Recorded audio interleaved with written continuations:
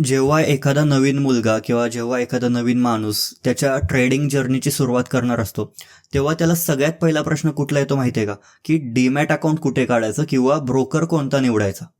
हा प्रश्न जर तुम्ही कुठल्याही ट्रेडरला विचारला तर तो तुम्हाला सांगेल की झिरोदाचं काईट.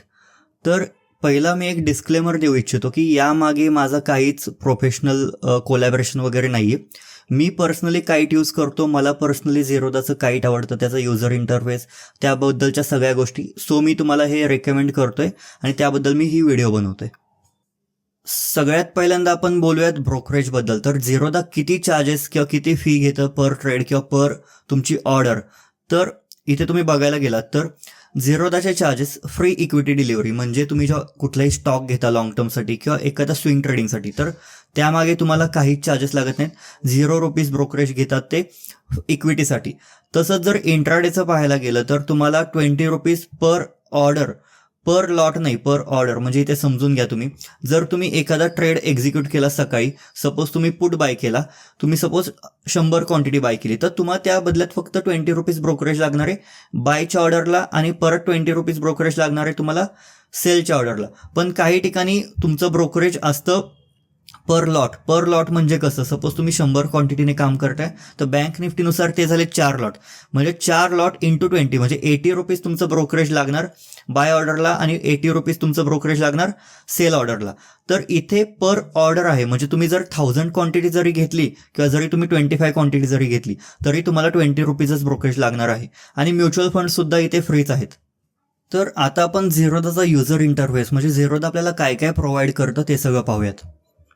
तर सगळ्यात पहिलं वॉचलिस्ट. सगळ्यात पहिलं हा जो तुमच्या समोर आहे हे काईट वेब आहे, म्हणजे झिरोदाचा PC किंवा लॅपटॉपवरचा युजर इंटरफेस असा दिसतो. म्हणजे एक सिम्पल युजर इंटरफेस आहे. इथे तुम्हाला जास्त काही कॉम्प्लिकेशन्स दिसणार नाहीत. एक सिम्पल युजर इंटरफेस म्हणजे बघितलं की लगेच तुम्हाला एक अंदाज येऊन जातो की नक्की कुठे काय काय गोष्टी आहेत. तर सगळ्यात पहिलं म्हणजे वॉचलिस्ट. इथे तुम्ही बघू शकता तुम्हाला 7 वॉचलिस्ट म्हणजे 7 प्रकारच्या तुम्ही वेगवेगळ्या वॉचलिस्ट बनवून ठेवू शकता झिरोदावरती. आणि त्यामध्ये प्रत्येक वॉचलिस्टमध्ये तुम्ही अराउंड 100च्या आसपास स्टॉक्स किंवा इंडेक्स ऑप्शन्स ॲड करून ठेवू शकता. तर ॲड कसं करायचं? एकदम सिम्पल आहे. नॉर्मल तुम्ही इथे HDFC टाईप केलं तर इथे ॲड, इतकं सिम्पल आहे. म्हणजे तुम्ही HDFCचे स्टॉक्स किंवा कुठलेही बँक निफ्टी म्हणा किंवा निफ्टी म्हणा असे ॲड करून ठेवू शकता. तर इथे तुम्हाला वरती निफ्टी 50 आणि बँक निफ्टी म्हणजे निफ्टी बँक असे दोन एक पिन मिळतात. पिन म्हणजे काय की तुम्हाला डायरेक्ट त्यांना तुम्ही वरती ठेवू शकता. लाईक आता सपोज मला HDFCला पिन करायचं आहे वरती, तर इथे एक वरती क्लिक केलं की लगेच म्हणजे 3 डॉट्सवरती क्लिक करायचं, पिनमध्ये जायचं. तुम्हाला कुठल्या पॉईंटला पाहिजे? सपोज एका पॉईंटला मला HDFC पाहिजे आणि दुसऱ्या पॉईंटला मला निफ्टी बँक पाहिजे. तर ट्रॅक करायला इझी जावं म्हणून तुम्ही इथे 2 पिन लावू शकता. म्हणजे कुठले तुम्हाला जे स्टॉक्स, असे स्टॉक्स ज्यावर तुम्हाला कायम लक्ष ठेवायचे, असे तुम्ही स्टॉक्स किंवा इंडेक्स वरती ठेवू शकता पिन लावून. त्यानंतर स्टॉक्स बाय कसे करायचे? एकदम इझी आहे. तुम्ही इथे नॉर्मली वॉचलिस्टमध्ये जाऊन बायवरती क्लिक केलं, तुम्ही तुमची क्वांटिटी टाकू शकता 100 क्वांटिटी आणि लगेच इथे बायवरती क्लिक केलं, इझिली बाय होऊन जातात. तर एक्झॅक्टली स्टॉक्स बाय कसे करायचे हा रेफरन्स किंवा हे मी बेसिक्स ऑफ स्टॉक मार्केटचा जो आपला व्हिडिओ आहे त्यामध्ये सांगितलं आहे. आणि यासोबत मी मोबाईलचा इंटरफेस पण लास्टला दाखवणार आहे, म्हणजे की मोबाईलवरती काईट कसं यूज करायचं. जर तुम्हाला लॅपटॉपवरती नसेल करायचं तर मोबाईलवरती कसं करायचं हे पण मी लास्टला दाखवणार आहे. तर तुम्ही लास्टपर्यंत ही व्हिडिओ पहा, तुम्हाला पूर्ण काईट किंवा झिरोदाचं ट्रेडिंग अकाउंट कसं वापरायचं हे पूर्णपणे कळून जाईल. त्यानंतर तुम्हाला अजून एक ऑप्शन मिळतो, तो म्हणजे डॅशबोर्ड. डॅशबोर्डमध्ये काय असतं? तुमचं थोडक्यात जे काही तुमच्या इन्व्हेस्टमेंट्स आहेत, जे काही तुमचे म्युच्युअल फंड्स आहेत किंवा जे काही तुमचं अकाउंटमध्ये तुम्ही किती मार्जिन यूज करताय वगैरे, ह्या सगळ्या गोष्टी इथे दाखवल्या जातात. आणि ओव्हरऑल निफ्टी 50चा म्हणजे ओव्हरऑल मार्केटचा एक अंदाज या ठिकाणी दाखवला जातो आपल्याला. डॅशबोर्डवरती जास्त काही नसतं, तुम्हाला एक नॉर्मल तुमच्या इक्विटीज वगैरे फक्त इथे दिसतात. त्यानंतर पुढचा ऑप्शन जो आपल्याला झिरोदामध्ये मिळतो तो असतो ऑर्डर्स. ऑर्डर्समध्ये काय दिसतं? आज मी एक्झिक्यूट केलेल्या सगळ्या ऑर्डर्स इथे दिसतात. म्हणजे कुठल्या टाईमला, कोणत्या टाईमला मी काय काय बाय केलं आहे किंवा काय काय सेल केलं आहे, तर त्या सगळ्या गोष्टी आपल्याला इथे दिसतात. तुम्ही ते बघू शकता. सकाळी मी एक अराउंड 10च्या आसपास एक बँक निफ्टीचा ट्रेड एक्झिक्यूट केलेला. त्यानंतर मी काही स्टॉक्स होल्डिंगसाठी घेतलेले, म्हणजे एक प्रकारची लॉंग टर्मसाठी मी काही स्टॉक्स घेतले. तर सगळ्या तुमच्या ऑर्डर्स इथे दिसतात तुम्हाला. तर त्यानंतर एक GTT म्हणून ऑप्शन येतो. तर GTT ऑप्शनमध्ये काय असतं? GTT ऑर्डर म्हणजे गुड टिल ट्रिगर्ड. म्हणजे सपोज तुम्ही एखादा स्टॉक घेतलाय तर त्याला तुम्ही स्टॉप लॉस सुद्धा लावू शकता आणि टार्गेट सुद्धा लावू शकता. म्हणजे एक अशी ऑर्डर जी तुमची कायमस्वरूपी तुमच्या ऑर्डर बुकमध्ये पेंडिंग राहणार आहे. म्हणजे सपोज मी एक स्टॉक घेतला आहे आणि तो XYZ, सपोज मी 100 रुपयाला काही 10 स्टॉक्स घेतलेले आहेत आणि 10 क्वांटिटी घेतलेले आहे आणि मला तो 80ला आल्यानंतर विकायचा आहे. म्हणजे 80ला मला माझा स्टॉप लॉस लावायचा आहे आणि 140ला मला माझं टार्गेट लावायचं आहे त्या पर्टिक्युलर स्टॉकमध्ये. तर मी GTT ऑर्डरमधून स्टॉप लॉस आणि टार्गेट दोन्हीसुद्धा लावू शकतो. इवन ऑप्शन बाईंगमध्ये सुद्धा तुम्ही GTT ऑर्डर वापरू शकता. पण त्याची एक ट्रिक आहे, ती मी एका नेक्स्ट किंवा नेक्स्ट टू नेक्स्ट व्हिडिओमध्ये बनवण्याचा प्लॅन करतो. ऑप्शन बाईंगमध्ये सुद्धा तुम्ही स्टॉप लॉस आणि टार्गेट दोन्ही एकसाथ लावू शकता. त्यानंतर पुढचं ऑप्शन म्हणजे बास्केट. बास्केट म्हणजे काय की तुम्ही एका सेकंदात, एका मायक्रो सेकंदमध्ये अराउंड 10 ऑर्डर एक्झिक्यूट करू शकता एका सेकंदात. म्हणजे सपोज मी हे बास्केट बनवलं आहे, तर मी जेव्हा हे एक्झिक्यूटवरती क्लिक करतो या बास्केटला, आता सपोज हे मागच्या वीकचं बास्केट आहे, सो आता हे तुम्हाला प्रॉपर दिसणार नाही. पण इथे तुम्ही तुमचं बास्केट बनवू शकता ऑप्शन सेलिंगसाठी किंवा जे लोक जास्त क्वांटिटीने काम करतात त्यांच्यासाठी बास्केट खूप कामी येतं. जास्त करून ऑप्शन सेलिंगसाठी तुम्हाला हेज आणि तुमचा मेन जो सेल असतो ते दोन्ही एकसाथ ऑर्डर प्लेस करण्यासाठी तुम्हाला बास्केटचा यूज करावा लागतो. तर बास्केटमध्ये तुम्ही ॲट अ टाईम इथे 20 बास्केटमध्ये 20 स्टॉक्स किंवा 20 ऑर्डर्स प्लेस करू शकता. नॉर्मली तुम्ही जर बाकीचे ब्रोकर्स पाहिले तर तिथे अराउंड एक 3 किंवा 4 स्टॉक्सचं तुम्ही बास्केट बनवू शकता. तर बास्केटचा सगळ्यात जास्त यूज ऑप्शन सेलिंगसाठी होतो. म्हणजे तुम्हाला ऑप्शन सेलिंगमध्ये within a second order execute करायची असते, तर त्यासाठी तुम्हाला बास्केटशिवाय दुसरा ऑप्शन नसतो. आणि जर तुम्ही दुसऱ्या ब्रोकरकडे पाहिलं तर तिथे बास्केट बनवण्याची इतके कॉम्प्लिकेशन्स असतात की तुम्ही ते बास्केट बनवेपर्यंत किंवा ते एक्झिक्यूट करेपर्यंत तुमचा पूर्ण मूव निघून गेलेला असतो. आणि इवन या बास्केट्समध्ये इथे तुम्हाला मार्जिनसुद्धा कळतं. म्हणजे सपोज तुम्हाला 30,000 रुपये लागणार आहेत हे बास्केट एक्झिक्यूट करायला का 20,000 रुपये लागणार आहेत, तर बाकीच्या ब्रोकर्सकडे हे कळतसुद्धा नाही. म्हणजे सपोज आता एखाद्याकडे 20,000 रुपये आहेत आणि त्याला जर तो झिरोदा वापरत असेल तर त्याला लगेच कळून जाईल की बाबा माझं बास्केट एक्झिक्यूट होत नाही आहे, तर तो त्याप्रमाणे फंड्स ॲड करू शकतो. पण बाकीकडे मार्जिन किती लागणार आहे हेच कळत नाही. मग त्यामध्ये लोकांची गडबड होते किंवा त्यांच्या मूव निघून जातो किंवा त्यांना प्रॉपर एक्झिक्युशन जमत नाही. म्हणजे काही ब्रोकर्स असे सुद्धा आहेत की ते तुम्हाला फ्री ऑफ कॉस्ट म्हणजे ब्रोकरेज 1 रुपया घेत नाहीत, पण त्यांचा युजर इंटरफेस इतका प्रॉब्लेमॅटिक असतो की तुमची ट्रेडिंग म्हणजे तुम्ही 20-30 रुपये वाचवण्यासाठी 200-300 रुपयाचा लॉस तर इझिली करून जाता. त्यानंतर एक SIPचा ऑप्शन झिरोदावरती मिळतो. SIP म्हणजे काय की तुम्ही तिथे स्टॉक्समध्ये SIP करू शकता तुमच्या स्वतःची. तुम्ही फक्त तुमच्या फंड्समध्ये अमाऊंट ठेवायची, त्या महिन्याला तुमची ती अमाऊंट कट होत जाणार. सपोज इथे बास्केट बनवून ठेवायचा. सपोज तुम्ही बास्केटमध्ये एक 10 स्टॉक सिलेक्ट केले, Tata Motors, HDFC, SBI etcetera. तर तुम्ही तसे 10 स्टॉक सिलेक्ट केले, तर SIPमध्ये जाऊन तुम्ही तुमच्या 10 स्टॉक्समध्ये एक पर्टिक्युलर अमाऊंटची SIP कंटिन्यू करू शकता दर महिन्याला, दर 15 दिवसाला, जशी तुमची इच्छा असेल तसं. म्हणजे म्युच्युअल फंडमध्ये जशी आपण SIP करतो तशी तुम्ही तुमची पर्सनलाइज्ड SIP इथे करू शकता.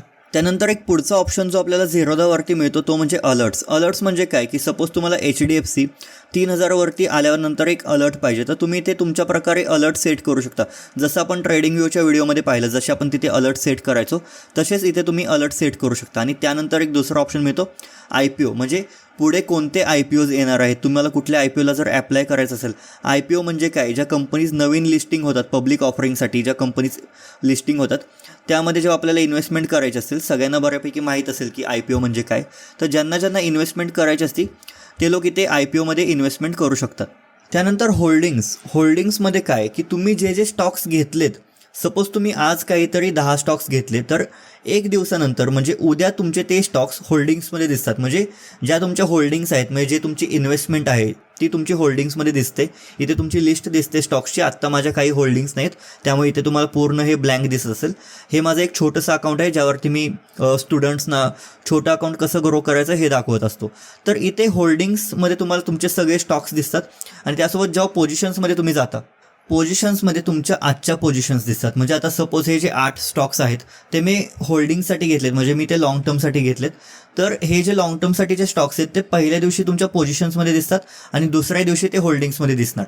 आणि ही जे खालची ऑर्डर आहे MIS म्हणजे इंट्राडेची ऑर्डर, CNC म्हणजे कॅश अँड कॅरी म्हणजे जी लॉंग टर्मची ऑर्डर असते ते.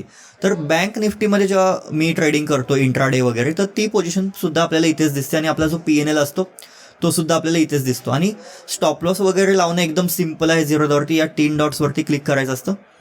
एक्झिटवरती क्लिक केल्यानंतर इथे नॉर्मल तुम्ही इथे स्टॉप लॉस किंवा तुमची cover order, after market orders या सगळ्या टाईपच्या ऑर्डर्स तुम्ही ते प्लेस करू शकता. कव्हर ऑर्डरमध्ये काय असतं, कव्हर ऑर्डरमध्ये सपोज तुम्ही स्टॉप लॉस आधीच लावून ठेवू शकता. आणि आफ्टर मार्केट ऑर्डरमध्ये काय असतं की तुम्हाला सपोज एखादी ऑर्डर पुढच्या दिवसासाठी टाकायची तर ती सुद्धा तुम्ही आफ्टर मार्केट ऑर्डरमध्ये टाकू शकता. आणि आईसबर्ग म्हणजे काय की सपोज तुम्ही 100 क्वांटिटी घेतली आणि तुम्हाला ती एक्झिट 2 स्प्लिट्समध्ये करायची, म्हणजे 50 एकदा आणि 50 एकदा, तर इथून तुम्ही 2 स्प्लिट्समध्ये तुमची ऑर्डर एक्झिक्यूट करू शकता. हे ऑर्डर्स वगैरे कशा एक्झिक्यूट करायच्या हे सुद्धा मी माझ्या बेसिक्स ऑफ स्टॉक मार्केटच्या व्हिडिओमध्ये कव्हर केलेलं आहे, तर तुम्ही ती व्हिडिओ नक्की बघा. मी आय बटनमध्ये इथे त्या व्हिडिओची लिंक टाकून देतो. पोझिशन्स म्हणजे थोडक्यात जी तुम्ही आज ट्रेडिंग केली त्याबद्दलचा सगळा डेटा, म्हणजे त्याबद्दलचा सगळा P&L म्हणतो ना, प्रॉफिट आणि लॉस स्टेटमेंट, ते तुमच्या पोझिशन्समध्ये दिसतं लाईव्ह. आत्ता मार्केट बंद आहे, सो आत्ता काही यामध्ये मुवमेंट तुम्हाला दिसणार नाही, पण जेव्हा लाईव्ह मार्केट असतं तेव्हा प्रत्येक व्हॅल्यू यातली चेंज होत राहते. त्यानंतर फंड्सचा एक ऑप्शन राहतो. तर फंड्समध्ये तुम्हाला तुमच्याकडे किती फंड्स आहेत ते वगैरे सगळ्याच गोष्टी दिसतात. आणि तुम्हाला इथून ॲड फंड्स आणि विड्रॉ फंड्सचा ऑप्शन मिळतो. ॲड फंड्समध्ये वरती क्लिक केलं की एक प्रकारचं एक अमाऊंट तुम्ही टाकू शकता. इथे अमाऊंट टाकली, तुमचा एक UPI कोड टाकला की तुम्ही इथून तुमचे फंड्स ॲड करू शकता. किंवा विड्रॉ करायचे असेल तर सुद्धा तुम्हाला इथून विड्रॉवरती ऑप्शन मिळतो. त्यानंतर येतो एक पुढचा ऑप्शन ॲप्समध्ये काय असतं की तुम्ही ज्या ॲप्लिकेशन्स लिंक केल्यात तुमच्या झिरोदा अकाउंटला, म्हणजे ज्या ट्रेडिंगशी रिलेटेड ज्या ॲप्लिकेशन्स असतात ज्या झिरोदा थ्रूच लॉग इन होतात त्या इथे तुम्हाला दिसतात. मग त्या तुम्ही इथून रिवॉक करू शकता किंवा परत तुम्ही त्या ॲप्लिकेशन्स इथून जॉईन करू शकता. त्यानंतर जेव्हा लास्टचा जो एक आपल्याला राईट कॉर्नरमध्ये जेव्हा हे जे दिसतंय EVJ840, हे आपलं एक प्रकारचं युजर ID राहतो. त्याच्यावरती जेव्हा तुम्ही क्लिक करता तर तुमच्या इथे सेटिंग्स तुम्ही पूर्ण चेंज करू शकता. कन्सोलमध्ये जाऊन तुम्हाला तुमचा पूर्ण डेटा दिसतो, म्हणजे तुमच्याकडे टोटल अकाउंट व्हॅल्यू काय आहे, तुमचे म्युच्युअल फंड्स किती आहे, तुमचा पोर्टफोलिओ किती आहे, या सगळ्या गोष्टी आपल्याला इथे दिसतात. तुमच्या पोझिशन्समध्ये काय आहेत, रिपोर्ट्समध्ये तुम्ही तुमचं P&L स्टेटमेंट बघू शकता ऑन केल्यापासून अकाउंटचं. फंड्समध्ये तुम्हाला तुमच्या फंड्सबद्दल माहिती मिळते. थोडक्यात एक प्रकारचं बॅक एंड ऑफिस तुम्हाला इथे बघायला मिळतं. आणि या सगळ्या गोष्टी तुम्हाला कन्सोलवरती बघायला मिळतात. त्यानंतर एक ऑप्शन येतो कॉईन म्हणजे काय की कॉईनवरती जेव्हा आपण अकाउंट बनवतो तर तुमचे म्युच्युअल फंड्स सगळे तुम्हाला इथे दिसून येतात. म्हणजे तुमच्या ज्या म्युच्युअल फंड्समध्ये इन्व्हेस्टमेंट असतात त्या कॉईन थ्रू होतात. म्हणजे कॉईन हे सुद्धा एक झिरोदाचंच ॲप्लिकेशन आहे, त्यामध्ये फक्त म्युच्युअल फंड्सच्या गोष्टी असतात. सपोर्टवरून तुम्ही हे जे सपोर्ट वगैरे असतो झिरोदा टीमचा तो तुम्ही इथून करू शकता. इथून तुम्ही तुमच्या फ्रेंड्सना इन्व्हाइट करू शकता. या सगळ्या गोष्टी आपल्याला नॉर्मली नाहीत लागत. आणि टोरकाईट म्हणजे तुम्हाला यावरती क्लिक केलं की बऱ्यापैकी झिरोदा कसं वापरायचं हे तिथून कळतं. आणि कीबोर्डचे शॉर्टकट्स असतात, म्हणजे कुठल्या बटनने डायरेक्ट तुम्ही एक्झिक्यूट करू शकता ऑर्डर. सपोज ओवरती क्लिक केलं की डायरेक्ट ऑर्डर्सचं एक पॉपअप ओपन होणार. अशा सगळे शॉर्टकट्स आपण आहेत झिरोदाचे. तर या सगळ्या गोष्टी तुमचे ट्रेडिंग फास्ट करतात. जे युजर इंटरफेस आहे झिरोदाचा तुम्ही आत्ता बघितलं असेल, एकदम सोपा आणि एकदम कन्व्हिनियंट युजर इंटरफेस आहे झिरोदाचा. आणि कन्सोलचा सुद्धा युजर इंटरफेस खूप सोपा आहे. तुम्हाला इथे नॉर्मली बघून कळतं की मी काय मला बघायचं. डॅशबोर्डवरती तुम्हाला पूर्ण सगळा डेटा मिळतो. पोर्टफोलिओमध्ये तुम्ही तुमच्या होल्डिंग्स वगैरे सगळं बघू शकता. तुमचे किती प्रॉफिट आहे, किती लॉस आहे, सगळ्या गोष्टी तुम्हाला इथे कळतात डिटेलमध्ये. परत तुम्ही जर तुम्हाला तुमचे स्टॉक्स प्लेज करायचे असेल तर ते सुद्धा तुम्हाला कन्सोलवरूनच करावे लागतात. रिपोर्ट्समध्ये तुम्हाला पूर्ण डेटा मिळतो. ट्रेड बुक, P&L बद्दल, म्हणजे सपोज प्रॉफिट अँड लॉस स्टेटमेंटबद्दल पूर्ण डेटा मिळतो. डे वाईज डेटा मिळतो. सपोज ह्या डेवरती क्लिक केलं तर या दिवशी माझा किती प्रॉफिट झालेला, किती लॉस झाला, सगळ्या गोष्टी आपल्याला इथे कन्सोलवरती कळतात. फंड्सबद्दल माहिती मिळते, इव्हन अकाउंटबद्दल माहिती मिळते, कुठलं सेगमेंट ॲक्टिवेट आहे, कुठलं सेगमेंट ॲक्टिवेट नाही आहे, या सगळ्या गोष्टी आपल्याला कन्सोलवरती बघायला मिळतात. कन्सोल म्हणजे झिरोदाचं बॅक एंड ऑफिस थोडक्यात. तर इतका सोपा आहे झिरोदाचा इंटरफेस, युजर इंटरफेस. म्हणजे जास्त करून लोक झिरोदा काय यूज करतात, तुमची ट्रेडिंग फास्ट होते, तुम्हाला जास्त कॉम्प्लिकेशन्स राहत नाहीत, तुमचा इंटरफेस एकदम क्लीन राहतो. म्हणजे एकदम सिम्पल आणि इझी टू यूज आहे हा इंटरफेस. त्यामुळे तुमची ट्रेडिंग फास्ट राहते. जास्त तुम्हाला बाकीकडे डोकं चालवायची गरज लागत नाही. तुम्ही बिंदास्त एकदम इझिली एक्झिक्यूट करू शकता तुमच्या ऑर्डर्स, तुमचे ट्रेड्स. आणि फास्ट पण आहे, म्हणजे असं नाही की लॅग झालं, मध्येच हँग झालं, काही नाही. झिरोदाला काहीच प्रॉब्लेम येत नाही. तर आता आपण वेबचं झिरोदा पाहिलं, आता आपण मोबाईलचं झिरोदा कसं असतं ते तुम्हाला मी दाखवतो. तर मोबाईलवरचं जेव्हा तुम्ही काईट ॲप्लिकेशन ओपन करता तर सगळ्यात पहिल्यांदा दिसणारी गोष्ट म्हणजे वॉचलिस्ट. वॉचलिस्टमध्ये सगळ्यात तुम्ही इथे बघू शकता वॉचलिस्ट इथे दिसत आहेत 7 प्रकारच्या वॉचलिस्ट, ज्या मी तुम्हाला मगाशी सांगितलेलं की तुम्ही 7 वॉचलिस्ट बनवू शकता. आणि जे मगाशी आपण HDFC ॲड केलं आहे ते सुद्धा इथेच तुम्हाला दिसतंय बघा, HDFC. तर सिम्पल आहे ॲड करण्याचं. इथे पण प्रोसेस सेम आहे. HDFC बँक जर आपण टाईप केलं, ॲडचं चिन्हावरती क्लिक केलं की सपोज लगेच तुमचं ॲड होऊन जातं. बाय पण करायचं तितकं सिम्पल आहे. क्लिक केलं, बायवरती क्लिक केलं, जे काय तुमची क्वांटिटी ऑर्डर टाईप आहे ते टाकून जेव्हा तुम्ही स्वाईप करता तुमची ऑर्डर एक्झिक्यूट होऊन जाते. इथे सुद्धा तुम्ही बघू शकता AMO ऑर्डर, आईसबर्ग ऑर्डर, या सगळ्या ऑर्डर्स इथे दिसत आहेत तुम्हाला. त्यानंतर ऑर्डर्समध्ये तुम्ही इथे बघू शकता तुमच्या कुठल्या कुठल्या ऑर्डर्स आज तुम्ही प्लेस केल्या, त्या सगळ्या गोष्टी तुम्हाला इथे बघायला मिळतात. मी आज कुठले कुठले स्टॉक्स बाय केले, कुठले कुठले ट्रेड मी आज घेतले, या सगळ्या गोष्टी आपल्याला इथे बघायला मिळतात. आणि त्यानंतर आपण जे बोललो की GTT ऑर्डर, तर GTT ऑर्डरसुद्धा आपल्याला इथे प्लेस करता येते. जसं की मी PC वरती दाखवलं त्या सगळ्या गोष्टी, लॅपटॉपवरती ज्या गोष्टी होत्या त्या सगळ्या गोष्टी मोबाईलच्या ॲप्लिकेशनमध्ये सुद्धा आहेत आणि ही ॲप्लिकेशनसुद्धा हँग होत नाही, काहीच प्रॉब्लेम देत नाही. मग पोर्टफोलिओमध्ये तुमच्या आजच्या पोझिशन्स दिसतात, ज्या काही तुम्ही ट्रेड्स आज घेतलेले ते सगळे पोझिशन्स तुमच्या पोर्टफोलिओमध्ये दिसतात.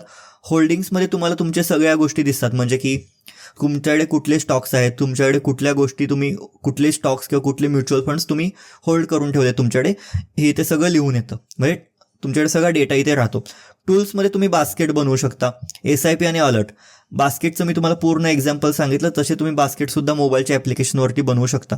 आणि त्यानंतर सगळा जो येतो फंड्स, प्रोफाईल, सेटिंग्स, तुम्हाला थीम कशी हवे, डार्क थीम हवे का लाईट थीम हवे, या सगळ्या गोष्टी तुम्ही इथून करू शकता.